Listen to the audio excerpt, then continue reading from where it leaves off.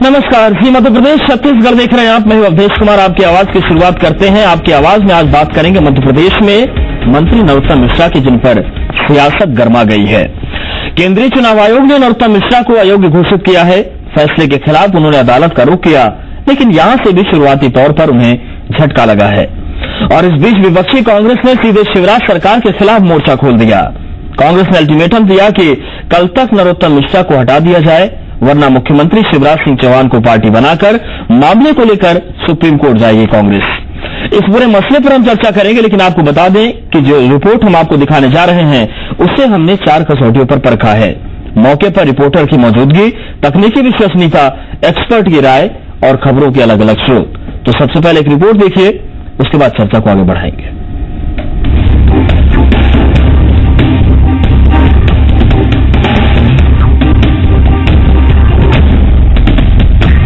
Monsoon सत्र के पहले एमपी की सियासत मंत्री नरोत्तम मिश्रा को लेकर पूरे शबाब पर है। नरोत्तम मिश्रा को लेकर पहले सीईसी और फिर दिल्ली हाई कोर्ट के फैसले ने कांग्रेस को अच्छा खासा मौका दे दिया है। यही वजह है कि कांग्रेस ने इस पूरे मामले को लेकर तेवर बेहद कड़े कर दिए हैं। विधानसभा में नेता प्रतिपक्ष अजय सिंह ने सीएम शिवराज सिंह चौहान को चिट्ठी लिखकर नरोत्तम मिश्रा को मंत्री पद से हटाने की मांग की है। अजय सिंह ने कहा कि नरोत्तम मिश्रा का मंत्री पद पर बने रहना गैर कानूनी है। इस मामले में उन्होंने नरोत्तम मिश्रा को हटाने का अल्टीमेटम दिया है।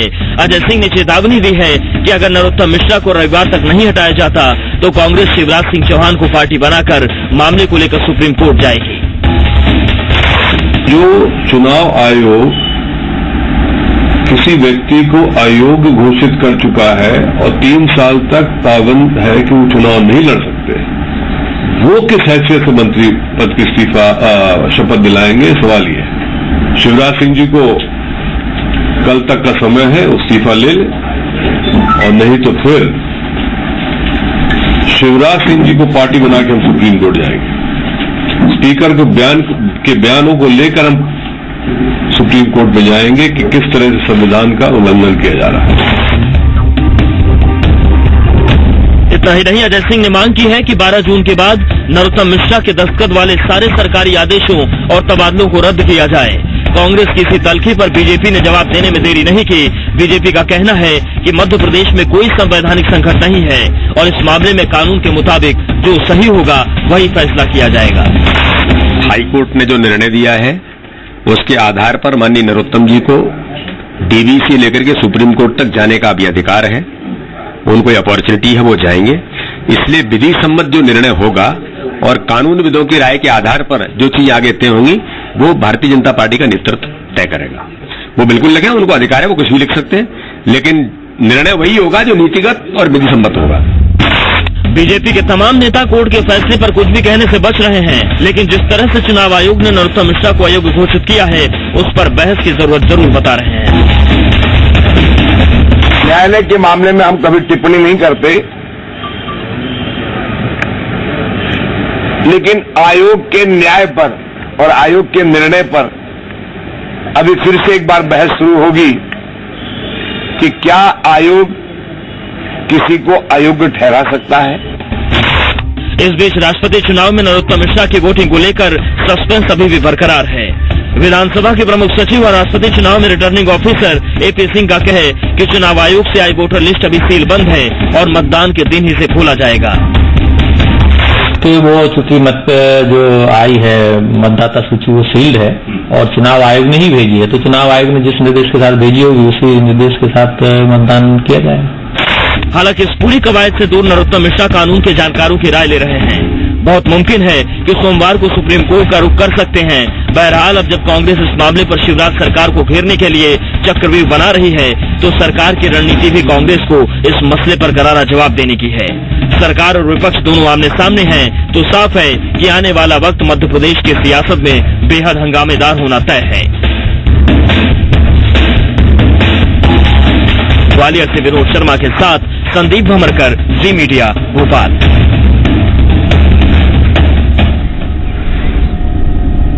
तो मंत्री जी पर महाभारत जारी है, लेकिन जिस तौर से सियासत हो रही है उन सब के बीच आखिर रास्ता निकलेगा क्या और सही रास्ता क्या है, ये एक अहम सवाल बना हुआ है। 3 खास मेहमान हमारे साथ जुड़ रहे हैं, उनका रुख करेंगे। पंकज चतुर्वेदी, प्रवक्ता एमपी कांग्रेस, राजपाल सिसोदिया, प्रवक्ता एमपी बीजेपी, और भगवान देव ईसरानी जी, रिटायर्ड प्रमुख सचिव मध्य प्रदेश विधानसभा और संविधान विशेषज्ञ हैं। आप तीनों मेहमानों का बहुत स्वागत है।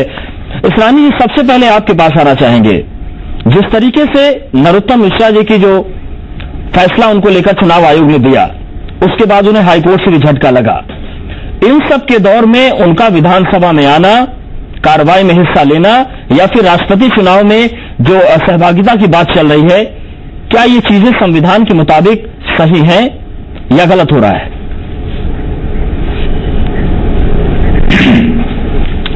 नहीं, इस संबंध में तो स्थिति बिल्कुल स्पष्ट हो चुकी है। हाईकोर्ट दिल्ली ने जो निर्णय दिया है, उन्होंने चुनाव आयोग के निर्णय को सही ठहराया है और चुनाव आयोग ने उनको अयोग्य घोषित किया है, डिस्क्वालीफाइड घोषित किया है। डिस्क्वालीफाइड का मतलब ही यही है कि सदस्यता के योग्य वो अब नहीं रह गए। ये लीगल स्थिति तो यही है। जो सदस्यता के योग्य नहीं रह गया है वो विधानसभा जाएं और वोट करें, ये तो लीगली संभव नहीं होगा मेरे ख्याल से। जी, तो स्थिति स्पष्ट है, इसमें कोई कंफ्यूजन वाली बात अब है नहीं। ठीक है सर, एक चीज और आपसे समझना चाहते हैं। लगातार कांग्रेस हमलावर है, इनका कहना है कि अब उनको मंत्री पद से भी हटाया जाना चाहिए। क्या मंत्री की हैसियत से वहां पर जा सकते हैं जब उनका निर्वाचन ही शून्य हो गया है? कैसे जा सकते हैं जब विधायक ही नहीं रहे हो, तो मंत्री कैसे रह सकते हैं? मंत्री के रूप में कैसे काम कर सकते हैं? ये तो बिल्कुल सही बात है। उनकी मांग कोई अनुचित नहीं है और ये स्वाभाविक मांग है और राजनीतिक रूप से भी उनको मांगना चाहिए, ऐसा कहना चाहिए, कह सकते हैं वो। और बात बिल्कुल वैधानिक रूप से वो लोग कह रहे हैं कि जो विधायक रूप में अयोग्य घोषित हो गया है और जिस पर सील लगा दी हाईकोर्ट ने, तो वो आदमी मंत्री पद पे काम करे, ये नैतिक रूप से भी उचित नहीं है और लीगली भी ठीक नहीं है। ये साथ आज की स्थिति तो यही है। बिल्कुल। राजपाल सिसोदिया जी, स्थितियां जाए सुप्रीम कोर्ट से कोई रिलीफ ले लें जी, वो एक गलत बात है। ठीक है। राजपाल सिसोदिया जी, देखिए स्थिति अभी तक स्पष्ट है, फिर चाहे चुनाव आयोग की बात हो, फिर चाहे हाईकोर्ट की बात हो, या फिर जो संवैधानिक नियम है उनकी बात हो, फिर क्यों आप लोग अभी फैसला नहीं ले पा रहे हैं नरोत्तम मिश्रा जी पर, जिस तरीके से कांग्रेस मांग कर रही है कि पद तो छोड़ना चाहिए? न्याय की मूल मंशा है कि जो पीड़ित पक्ष है वो अपना पक्ष रखने के लिए उच्च और उच्चतम न्यायालय में जाए। जी, उच्च न्यायालय का फैसला आया है। डॉक्टर नरोत्तम मिश्रा कानूनविदों से सलाह करके उस निर्णय से असंतुष्ट होकर डीबी में माननीय उच्चतम न्यायालय में अपना पक्ष रखने की स्थिति में है। यह निर्णय अंतिम निर्णय नहीं है। ऐसी स्थिति में अभी कोई अंतिम फैसला नहीं लिया जा सकता, क्योंकि यह निर्णय के ऊपर रेमडी और भी अपील और रिवीजन के माध्यम से है। और पार्टी और नरोत्तम मिश्रा जी कानूनविदों से सलाह कर रहे हैं जी, और विधि सम्मत जो कार्रवाई आगे की होगी उसको पार्टी का नेतृत्व निर्णय लेगा और निर्णय लेकर उसे लागू करने का काम करेंगे। ठीक है। पंकज चतुर्वेदी जी, अगर नरोत्तम मिश्रा ये चाहते हैं कि आगे वो अपील करें, आगे भी उनकी जो कानूनी गुंजाइशें वो बची हैं उस पर भी वो अमल करना चाहते हैं, तो आप लोगों की इतनी हड़बड़ी क्यों है? फौरन फैसला क्यों चाहते हैं आप लोग? देखिए अवधेश भाई, कोई हड़बड़ी की बात कांग्रेस पार्टी ने नहीं करी। ये मामला 9 साल पुराना मामला है। उस 9 साल पुराने मामले में नरोत्तम मिश्रा जी ने एड़ी चोटी का जोर लगाया। उन्होंने पहले ये कोशिश करी कि चुनाव आयोग में पेड न्यूज के इस मामले की सुनवाई नहीं हो। वो हाई कोर्ट गए, वहां से उनको मुंह की खानी पड़ी। सुप्रीम कोर्ट गए, वहां से उनको मुंह की खानी पड़ी। और चुनाव आयोग ने, जैसा ईसरानी साहब ने कल मुझे जानकारी दी थी कि एक national committee on paid news थी, उस कमेटी ने इनके मामले को 42 पेड न्यूज को 42 न्यूज को पेड न्यूज की कैटेगरी में माना। सभी पक्षों को सुना गया। उसके बाद चुनाव आयोग ने जनप्रतिनिधित्व अधिनियम की धारा 7B के तहत, जिसमें अयोग्यता की परिभाषाएं बहुत साफ हैं, धारा 10A के तहत जिसमें उन्होंने खर्च की गलत जानकारी दी, उन दोनों आधार पर इनको अयोग्य घोषित किया। मुझे हैरत है कि प्रभात झा जैसे लोग जो राज्यसभा के मेंबर ऑफ पार्लियामेंट हैं, उनको ये ज्ञान ही नहीं है कि चुनाव का क्या अधिकार है। और अवधेश जी, देखिए कितनी रोचक बात है कि योग्यता निर्धारण, पात्रता निर्धारण का काम तो बीजेपी स्वीकार करती है कि चुनाव आयोग का है, पर अयोग्यता निर्धारण का काम चुनाव आयोग का नहीं है। उस तरीके से राज्यपाल बात करेगा। और ये बयान कौन देता है? मध्य प्रदेश विधानसभा के अध्यक्ष महोदय। तो आप समझिए स्थिति क्या है। आप देखिए बहुत सटन ओपन केस है, कहीं कोई विचार विमर्श की गुंजाइश नहीं है। ये निर्वाचन प्रक्रिया से जुड़ा मामला है। नरोत्तम मिश्रा जी ने निर्वाचन में अवैध तरीके से 42 पेड न्यूज छपवाकर अपने पक्ष में वातावरण निर्मित किया और वो चुनाव जीते और उसका विवरण उन्होंने अपने खर्च में दिया। तो जब विषय निर्वाचन प्रक्रिया से जुड़ा है तो उसका निर्णय चुनाव आयोग करेगा। इसमें राज्यपाल की कोई भूमिका नहीं, मुख्यमंत्री कोई भूमिका नहीं, विधानसभा की भूमिका नहीं, सदन की भूमिका नहीं, अध्यक्ष जी की भूमिका नहीं, सदन की भूमिका नहीं है। तो अब भारतीय जनता पार्टी के नरोत्तम मिश्रा जी को चुनाव आयोग पे विश्वास नहीं था। वो मध्य प्रदेश में ग्वालियर उच्च न्यायालय की बेंच में गए, जबलपुर का जो हमारा हाई कोर्ट है वहां गए, फिर सुप्रीम कोर्ट दिल्ली तक गए। सुप्रीम कोर्ट ने दिल्ली उच्च न्यायालय में मामला ट्रांसफर किया और दिल्ली उच्च न्यायालय ने भी उनको टकासा जवाब दे दिया कि नरोत्तम जी आप अयोग्य हैं, वापिस जाइए। तो अब क्या इसके बाद अवधेश जी थोड़ी लाज शर्म है नरोत्तम जी और शिवराज जी की सरकार में कि नहीं है कि सारे जो संवैधानिक संस्थाएं हैं, न्यायिक संस्था हैं, वो आपको कह रही है कि आप अपात्र हैं। यहां जो संविधान विशेषज्ञ बैठे वो कह रहे हैं कि आप अपात्र हैं। चुनाव आयोग का निर्णय सर्वोपरि, उस पर हाईकोर्ट की मोहर लग चुकी है, वो भी सुप्रीम कोर्ट के निर्देश पर।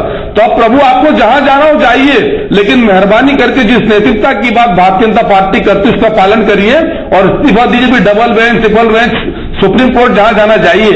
ये 23 जून का विषय मामला अवधेश भाई, 23 जून से 20 जून तक नरोत्तम जी अब बोल रहे हैं मैं विधि विशेषज्ञों से बात कर रहा हूं। तो अभी तक क्या इंजीनियर डॉक्टर से नरोत्तम जी बातचीत कर रहे थे जो गलत रास्ते पर चले गए? ये बचकानी बातें छोड़े और सत्ता से चिपकने की, सत्ता लोलुपता की जो प्रवृत्ति नरोत्तम मिश्रा जी, शिवराज जी के लोगों की है, वो ये दर्शाती है कि भारतीय जनता पार्टी का असली चाल, चरित्र और चेहरा यही है। संवैधानिक संस्थाओं की, न्यायिक संस्थाओं का मूल्य भारतीय जनता पार्टी के सामने नहीं है। जब बहुत साफ तौर पर स्पष्ट है, संविधान का अनुच्छेद 164 बहुत साफ तौर पर इस बात को निर्धारित करता है कि जो व्यक्ति सदन की सदस्यता के लिए अयोग्य घोषित हो गया हो वो मंत्री नहीं रह सकता। फिर इसमें कोड में खा दिया अवधेश भाई कि अगले 3 साल तक चुनाव नहीं लड़ सकते। सर वो 6 महीने का जो ग्रेस पीरियड आपको कह लीजिए मिलता है कि बिना विधायकी का मंत्री रह सकते हैं, तो वो भी संभव नहीं क्योंकि नरोत्तम जी चुनाव तो लड़ नहीं पाएंगे।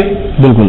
इस्माइल साहब आपसे क्या समझना चाहेंगे कि ठीक है, कानूनी तौर से जो भी मदद चाहिए नरोत्तम मिश्रा को वो ले सकते हैं, वो अपील कर सकते हैं, डबल बेंच की भी बात कर रहे हैं वो, लेकिन क्या इसके लिए कोई मियाद तय है? क्योंकि जो चुनाव आयोग का फैसला है उसमें तो यही कहा गया कि तत्काल प्रभाव से इनका निर्वाचन शून्य होता है, लेकिन कानूनी सलाह और कानूनी मदद के नाम पर कितने दिन तक वो मंत्री पद पर रह सकते हैं या सदन में जा सकते हैं? ये क्या वैधानिक है?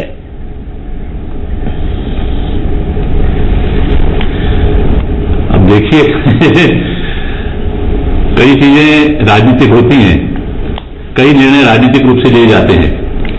23 तारीख को ये फैसला आया है, बिल्कुल 23 तारीख को फैसला आया है और इसमें भी कहीं विवाद नहीं है। देखिए एक सुप्रीम कोर्ट का केस है एनजी रंगा वर्सेस ईसीआई, उसमें उन्होंने उसमें अवधारित किया है कि सुप्रीम कोर्ट ने किया है कि भाई ये निर्णय लेने का अधिकार चुनाव आयोग को भी है।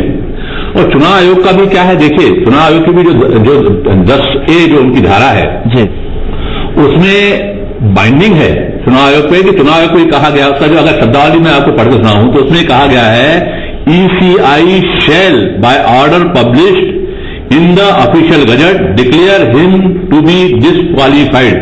shall शब्द का उपयोग है, can शब्द का नहीं है, वो करेगा, उसको करना ही है। तो इतना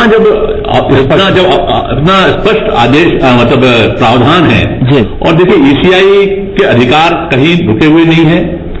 दूसरा हमारा संविधान का जो अनुच्छेद 102 कहें या 191E कहें, इनमें इसमें भी बहुत क्लियर है कि या तो पार्लियामेंट उनको हटाएगा या पार्लियामेंट के लॉ द्वारा उनको हटाया जाएगा जी। तो ये जो ECI का जो प्रावधान है, जो RP एक्ट है, जो रिप्रेजेंटेशन ऑफ पीपल एक्ट है, वो उसी प्रावधान के तहत बना हुआ है पार्लियामेंट द्वारा और उसमें ये प्रावधान है। तो प्रावधान देखिए बहुत स्पष्ट है, अधिकार बहुत स्पष्ट है, महामहिम राज्यपाल के अधिकार बहुत स्पष्ट हैं, ECI के स्पष्ट हैं, पार्लियामेंट के स्पष्ट हैं। देखिए मैं एक उदाहरण दूं, जो राकेश चौधरी जी का केस हुआ जी, पार्लियामेंट ने निर्णय लिया, हमारी विधानसभा ने निर्णय लिया, उनको निष्कासित किया और उसको विधिक घोषित किया और उसको ECI ने भी माना। तो सबके अधिकार अपने अपने दिए हुए हैं, बहुत क्लियर हैं। तो क्या है, देखिए जब अयोग्य घोषित हो गया, निर्भर घोषित कर दिया, निर्भर घोषित करने वाले मामले में भी जो है इसमें भी सुप्रीम कोर्ट के निर्णय बहुत ही स्पष्ट हैं।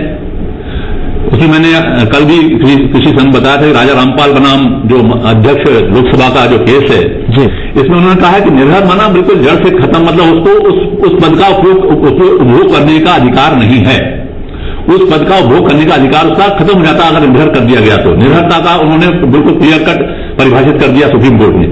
तो कहने का मतलब यह है कि आज की स्थिति अगर देखिए उनका रेमेडी है तो कोई शक नहीं है, वो जा सकते हैं, उनका रेमेडी है, उसको कोई करना चाहिए उनको, और कर रहे हैं।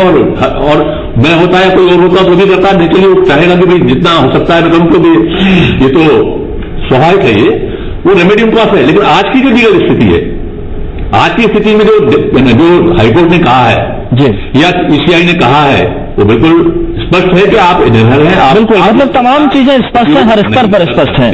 राजपाल सिसोदिया जी, सारी चीजें स्पष्ट हैं और बाकायदा उदाहरण के साथ इसरानी साहब ने बताया कि क्या कुछ पहले चीजें देखने को मिली हैं। तो रेमेडी का हक तो है, लेकिन उसके नाम पर जो राह आप लोगों ने पकड़ी है, क्या लगता है कि आने वाले वक्त के लिए, आने वाली सियासत के लिए ये बेहतर उदाहरण आप लोग छोड़ पाएंगे?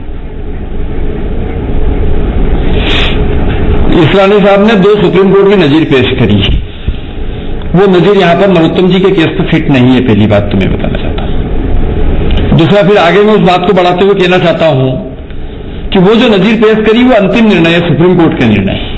यहां जो नरोत्तम जी के अगेंस्ट निर्णय हुआ है, ये चुनाव आयोग का निर्णय है, जिसके खिलाफ रेमेडी का प्रावधान है।